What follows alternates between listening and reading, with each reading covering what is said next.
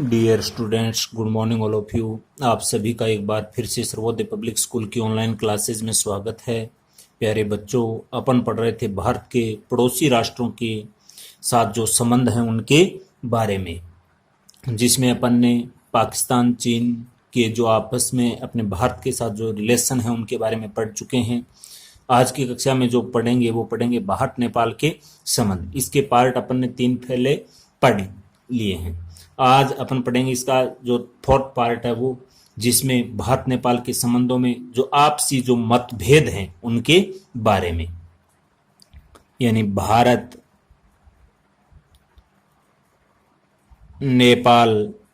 के मध्य मतभेद, जिसमें अपन देखते हैं तो नेपाल है जो अपने आप को स्वयं को ही शांति क्षेत्र घोषित करने का दबाव बना रहा है एक प्रकार से भारत पर। यानी कि इसका जो पहला पॉइंट है वह है नेपाल का स्वयं को शांति क्षेत्र घोषित करने का दबाव। जैसा कि अपन सब जानते हैं, मैप में भी अपन ने देखा था, सामरिक दृष्टि अर्थात सुरक्षात्मक दृष्टि से अगर देखें तो भारत और जो नेपाल है उनके दोनों के जो आपसी संबंध हैं रिलेशनशिप को लेकर, वो बराबर होने की वजह से इनमें आपस में जो मतभेद की स्थिति हुई वो काफी बार आई है। अर्थात अपन कह सकते हैं कि इनके रिलेशन में काफी उतार चढ़ाव आता रहा है और अनेक बार, एक बार नहीं कई बार, भारत के हितों के विरुद्ध जाकर नेपाल ने जो साम्यवादी चीन है उनके साथ अपने संबंध भी स्थापित किए हैं। जिसमें अपन ने देखा था जो वहां का जो महाराजा था महेंद्र सिंह, उन्होंने काठमांडू लहासा मार्ग पर सहमति दी थी चीन को, और चीन को अपन अच्छे से जानते हैं एशिया का अजगर कहा जाता है, और चीन की हमेशा से नीति रही है विस्तारवादी रवैया की, और जिसका परिणाम आप देख सकते हैं वर्तमान समय में भी, जो लद्दाख के क्षेत्र में किस प्रकार से जो चीन है वो लगातार एक प्रकार से भारतीय जो एलएसी जिसे अपन बोलते हैं उससे के पास में एक तनावपूर्ण स्थिति उत्पन्न कर रहा है। तो इसी के कारण जो ये काफी उतार चढ़ाव हो रहा है, और इसी के बीच के एक बार नहीं कई बार जो नेपाल है वो भारत के हितों के विरुद्ध में जाकर, हालांकि भारत ने हमेशा नेपाल का सपोर्ट किया है, लेकिन प्रत्युत्तर में नेपाल ने भारत के हितों के विरुद्ध में ही जाकर चीन के साथ अनेक समझौते भी किए हैं, क्योंकि नेपाल के अंदर अनेक गलतफहमी विद्यमान रही हैं, जिसके अंतर्गत अपन देखते हैं तो उनके मन में एक प्रकार से भय है कि कहीं ना कहीं ये भारत है अपने को अधीन न कर ले, और इसी के कारण, इसी अपन कह सकते हैं गलतफहमियों के कारण नेपाल ने अनेक बार भारत के विरुद्ध में जाकर चीन के साथ संबंध भी स्थापित किए हैं, जिसमें काठमांडू लहासा सड़क मार्ग को भी अपन देख सकते हैं जो बिल्कुल भारत के विरुद्ध में था। एवरेस्ट पर्वत संबंध के बारे में अगर अपन देखते हैं, नेपाल चीन के जो प्रारंभिक समझौता हुआ था वो भी एक प्रकार से भारत के विरुद्ध में था, भारत के साथ एक प्रकार से विश्वासघात था। तो इस स्थिति में जो नेपाल है वो लगातार एक प्रकार से अपन कह सकते हैं मतभेद की स्थिति उत्पन्न कर रहा है अपने साथ रिलेशन के अंदर, और इसी बीच में और लगातार नेपाल ये कह रहा है कि शांति क्षेत्र घोषित किया जाए नेपाल को, यानी नेपाल को शांति क्षेत्र घोषित किया जाए, नेपाल को शांति क्षेत्र घोषित किया जाए। नेपाल लगातार यही कह रहा है, और भारत पर एक प्रकार से अपन कह सकते हैं ये पूरा का पूरा ब्लेम भारत पर थोप रहा है। हालांकि भारत इस क्षेत्र में यह कह रहा है कि नेपाल अकेला शांति क्षेत्र घोषित नहीं हो, संपूर्ण का संपूर्ण जो भारतीय उपमहाद्वीप है, संपूर्ण भारतीय उपमहाद्वीप है वो शांति क्षेत्र घोषित किया जाना चाहिए। यह भारत का पक्ष रहा है। और आपकी जानकारी के लिए मैं बता देता हूं, जो भारतीय उपमहाद्वीप में जो शामिल राष्ट्र हैं वो हैं भारत, नेपाल, पाकिस्तान, भूटान, बांग्लादेश, मालदीव और श्रीलंका, ये संपूर्ण के संपूर्ण भारतीय उपमहाद्वीप के हिस्से के अंतर्गत आते हैं। भारत ये चाह रहा है कि पूरा ये भारतीय उपमहाद्वीप है, ये पूरा का पूरा शांति क्षेत्र घोषित किया जाना चाहिए। और इसी में भारत इस प्रकार का जो मत नेपाल रख रहा है कि नेपाल को शांति क्षेत्र घोषित किया जाए, वो एक प्रकार से अपन कह सकते हैं कि ये एक अपने विरोधी प्रस्ताव मान सकते हैं नेपाल का, मान ही नहीं सकते, बल्कि ये अपन ये कह सकते हैं कि नेपाल का जो रवैया है ये भारत विरोधी है। और इसी के साथ अगर अपन देखते हैं नेपाल को स्वयं को अगर शांति क्षेत्र घोषित कराने के पीछे अगर प्रधान उद्देश्य भारत के प्रभाव और विशिष्ट स्थिति को नकारता है, जिसे वह अपने राष्ट्रीय व्यक्तित्व की खोज में क्या मानता है, एक प्रकार से बाधक मानता है। और यह उसकी भारत और चीन के मध्य में जो ऐतिहासिक एक प्रकार से अपन कह सकते हैं जो संतुलनकारी भूमिका की रही है, वो नेपाल के प्रस्ताव को भारत के आधिकारिक आर्थिक सहायता पाने के लिए एक प्रकार से अपन कह सकते हैं सौदेबाजी की रही है। कहने का भावार्थ ये है कि नेपाल एक प्रकार से भारत से अच्छे आर्थिक संबंध स्थापित करना चाहता है और साथ में एक प्रकार से गलत नीति के तहत भारत का एक प्रकार से दबाव बनाकर शोषण करने का प्रयास नेपाल के द्वारा किया जा रहा है। तो ये इस प्रकार से अपन कह सकते हैं कि भारत और नेपाल के मध्य में ये एक शांति क्षेत्र घोषित करने के संबंध में एक आपसी विवाद है। नेपाल अपने आप को स्वयं को शांति क्षेत्र घोषित कराने का दबाव बना रहा है और भारत का ये मानना है कि अगर शांति क्षेत्र संपूर्ण घोषित किया जाए तो वो संपूर्ण महाद्वीप घोषित किया जाए, जो भारतीय उपमहाद्वीप है उसको घोषित किया जाए, जिसमें भारत, नेपाल, पाकिस्तान, भूटान, बांग्लादेश और मालदीव और श्रीलंका क्षेत्र आते हैं। इसी के साथ अगर अपन देखते हैं नेपाल के अंदर अचानक से 2001 के अंदर संपूर्ण राज परिवार की हत्या हो जाती है। उसके संबंध में राज परिवार की हत्या और आपातकाल, यानी कि नेपाल के अंदर नेपाल का नरेश था ज्ञानेंद्र। ज्ञानेंद्र ने क्या किया कि जून 2001 के अंदर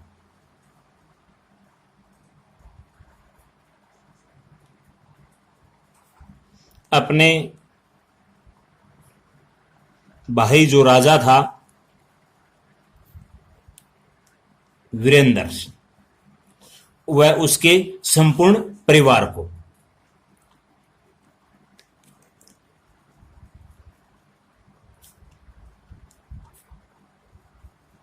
मौत के घाट उतार देता है, केवल और केवल शासन या सत्ता हासिल करने के उद्देश्य से ज्ञानेंद्र सिंह अपने भाई वीरेंद्र और उसके संपूर्ण परिवार की हत्या कर देता है। और इस प्रकार की एक प्रकार से अपन कह सकते हैं आकस्मिक रहस्यमय स्थिति के दौरान वो अपन कह सकते हैं संदेहास्पद स्थिति में नेपाल की राजगद्दी संभालता है ज्ञानेंद्र सिंह, वीरेंद्र सिंह की हत्या करने के बाद। और नरेश जैसे ही ज्ञानेंद्र सिंह बनता है, उन्होंने जो संसदीय लोकतंत्र था उसको नुकसान पहुंचाना शुरू कर दिया और जो संसद थी जिसके अंदर जन सुनवाई होती थी उसको भंग कर दिया गया। अपनी मर्जी से प्रधानमंत्रियों को बर्खास्त कर दिया गया और अपनी मर्जी से व्यक्तियों को नियुक्त कर उनसे कार्य करवाने लग गया था। और अपन अच्छे से ये भी जानते हैं कि नेपाल के अंदर ज्ञानेंद्र द्वारा ये जो सब किया जा रहा था, जब नेपाल में माओवादियों द्वारा जो एक प्रकार से अपन कह सकते हैं खूनी गृह युद्ध चल रहा था। और इसी बीच 1 फरवरी 2005 को नरेश ने एक प्रकार से पूरे नेपाल के अंदर आपातकाल लागू कर दिया और लोकतंत्र को विध्वंस करते हुए संपूर्ण का संपूर्ण जो शासन था वो अपने हाथ में ले लिया था 2005 के अंदर। यानी संपूर्ण नेपाल के अंदर आपात लगाया, आपात लगाकर लोकतंत्र को विध्वंस कर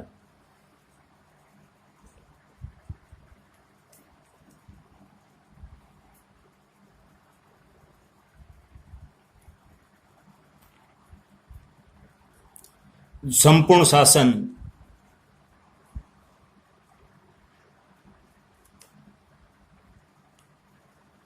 अपने हाथ में ले लिया। किसने? ज्ञानेंद्र सिंह ने, जब वीरेंद्र की हत्या की थी उसके बाद में 2005 में। और उस किस प्रकार से ये नेपाल में लोकतंत्र की हत्या होती है जो अपन ये समझ चुके हैं पूरा, जिसमें एक प्रकार से इस राजनीतिक लालसा कह सकते हैं या सत्ता की लालसा में अपने भाई की हत्या करने के बाद एक प्रकार से जो लोकतांत्रिक व्यवस्था थी उसको विध्वंस कर ज्ञानेंद्र सिंह ने अपनी संपूर्ण की संपूर्ण राजनीतिक जो कार्यशैली थी या उनकी कार्रवाइयां थी वो अपने हाथों में ले ली। और सत्ता के अधिग्रहण से जहां माओवादी आंदोलन को मजबूत किया, वहीं राजनीतिक दमन और उत्पीड़न से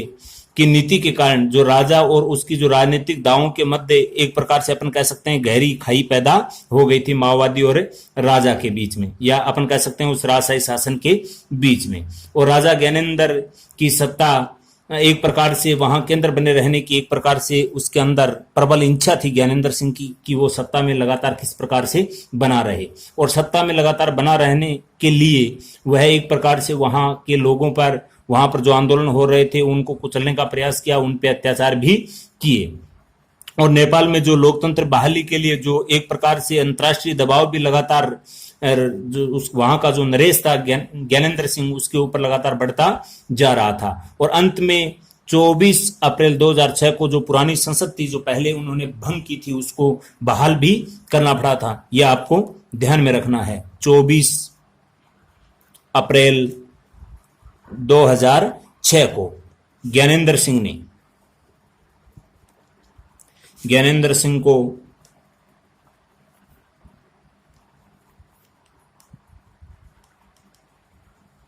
अंतर्राष्ट्रीय दबाव व वहां के जो लोकल आंदोलन थे उसकी वजह से जो पुरानी वहां की पार्लियामेंट थी, संसद थी, उसको क्या करना पड़ा? बहाल करना पड़ा। और फिर जो संसद है वो सर्वोच्च होगी, इस प्रकार से एक प्रस्ताव भी लाया गया जिसके तहत एक प्रकार से अपन कह सकते हैं कि जो वहां का जो राजा था ज्ञानेंद्र सिंह उससे संपूर्ण अधिकार छीन लिए गए और वहां की संसद सर्वोच्च हो गई। और माओवादियों ने अंतरिम सरकार में शामिल होने का क्या ले लिया? एक प्रकार से वहां फैसला ले लिया। अब फिर से दोबारा से नेपाल के अंदर एक प्रकार से लोकतंत्र की जो राह है वो एक प्रकार से अपन कह सकते हैं कि स्पष्ट दृष्टिगोचर हो रही थी। जो लगभग 10-11 वर्षों से पिछले सालों से जो एक प्रकार से खूनी जो माओवादियों का जो आंदोलन चल रहा था, सशस्त्र विद्रोह चल रहा था, साथ में ही राज परिवार की जो हत्या हुई थी उसी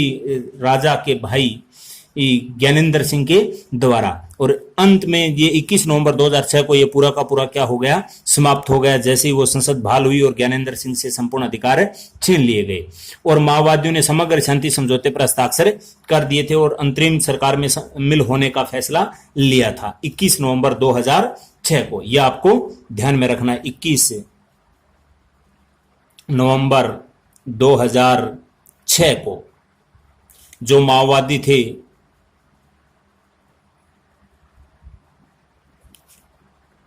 उन्होंने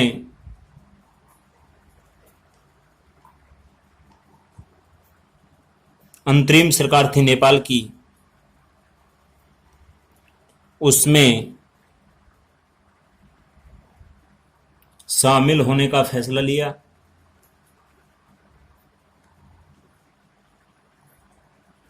और शांति जो एक अपन कह सकते हैं जो शांति समझौता था उस पर हस्ताक्षर भी किए थे। और जितनी भी जो राजशाही महल के अधीन जितनी भी संपत्ति थी उसको एक प्रकार से सरकारी संपत्ति घोषित कर दिया था। और इस प्रकार से जो पिछले वर्षों में कुछ समय से जो हिंसक घटनाएं हो रही थी वो अब लगभग क्या हो गई? समाप्त हो गई, जिसमें लगभग 20,000 से अधिक लोग मारे गए थे। और इसके बाद में जो नेपाल में लगभग 200-250 वर्ष पुराना जो एक प्रकार से संघर्ष चला आ रहा था राजशाही शासन, उसकी समाप्ति हो गई अंततः 28 मई 2008 को। यानी 28 मई 2008 को नेपाल में राजशाही शासन समाप्त हो गया। और नेपाल के अंदर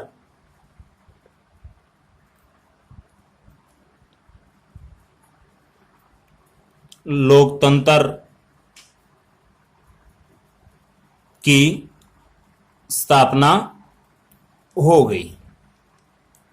नेपाल के शासन के संचालन के लिए एक संविधान बनाया गया, और संविधान बनाया गया वो बिल्कुल क्या था, पंथ निरपेक्ष या धर्म निरपेक्ष, पंथ निरपेक्ष संविधान बनाया गया, जो एक प्रकार से लोकतांत्रिक शासन व्यवस्था का सूचक था, और एक निर्वाचित संविधान सभा के द्वारा इस देश को एक धर्म निरपेक्ष या अपन कह सकते हैं संघीय लोकतांत्रिक गणराज्य घोषित कर दिया गया। और संविधान सभा ने यह निर्णय लिया कि नेपाल के महाराजा का अब दर्जा क्या हो जाएगा, एक आम नागरिक के समान ही हो जाएगा। उसके बाद की अगर अपन बात करते हैं तो 2011 में नेपाल की यात्रा पर भारत का जो विदेश सचिव है वह भी गया था, जिसमें उन्होंने विदेश सचिव के तौर पर राजनीतिक पार्टियों के नेताओं से मुलाकात की, और उन बैठकों में भारत और नेपाल के जो बहुत सारे जो द्विपक्षीय संबंध थे उन पे आपस में बातचीत की, और उसके बीच में एक प्रकार से घनिष्ठ बहुआयामी संबंध बढ़ाने का प्रयत्न भी किया था सन 2011 के अंदर, जो अपन को ध्यान में रखना है। इसी के साथ भारत ने नेपाल को एक प्रकार से सुदृढ़ वहां की राज्य व्यवस्था को स्थापित करने के लिए, और वहां का जो संविधान है उसकी प्रारूप या अपन कह सकते हैं संविधान की बनाने की जो प्रक्रिया थी उसको किस प्रकार से बनाया जाए उसमें सुझाव भी दिए, और भारत ने यह आश्वासन दिया कि हम आपकी इस लोकतांत्रिक व्यवस्था का हम क्या करते हैं, समर्थन करते हैं। इस प्रकार की ये बातें रही थी उस समय भारत व नेपाल के मध्य में। अगर फिर उसके बाद बात करते हैं अपन वर्तमान सरकार की, जो प्रथम बार जब प्रधानमंत्री नरेंद्र मोदी के नेतृत्व में 2014 में सरकार बनी, तो प्रधानमंत्री नरेंद्र मोदी ने 3-4 अगस्त 2014 को भारत के पीएम मोदी ने 3-4 अगस्त 2014 को नेपाल का एक आधिकारिक दौरा किया था, जिसमें मोदी ने नेपाल के संविधान और तथा वहां की जो विधायी जिसे अपन पार्लियामेंट बोलते हैं उसको संबोधित भी किया था। मोदी ने पशुपति नाथ का जो वहां मंदिर है वहां पर भी गए थे, जिसमें लगभग 2500 किलो चंदन भेंटे की थी। और इस अपनी यात्रा के दौरान मोदी ने काठमांडू दिल्ली बस यात्रा का भी शुभारंभ किया था। यानी इस यात्रा के दौरान ही अपन को ध्यान में रखना है, मोदी ने काठमांडू जो नेपाल की राजधानी है, काठमांडू से दिल्ली बस सेवा का शुभारंभ किया था पशुपतिनाथ एक्सप्रेस के नाम से। यह भी अपन को ध्यान में रखना है। ये पूछा जा सकता है कि किस नाम से किया था, तो ये किया था, ये अपन को ध्यान में रखना है, पशुपतिनाथ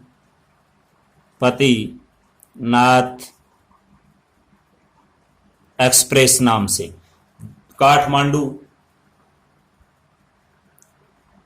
काठमांडू से दिल्ली बस सेवा का ये शुभारंभ किया था मोदी ने,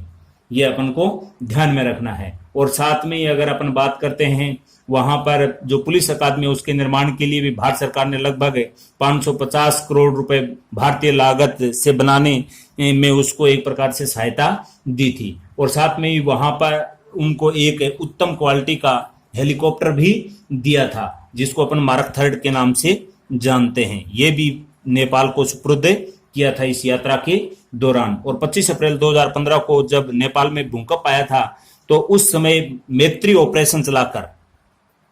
ऑपरेशन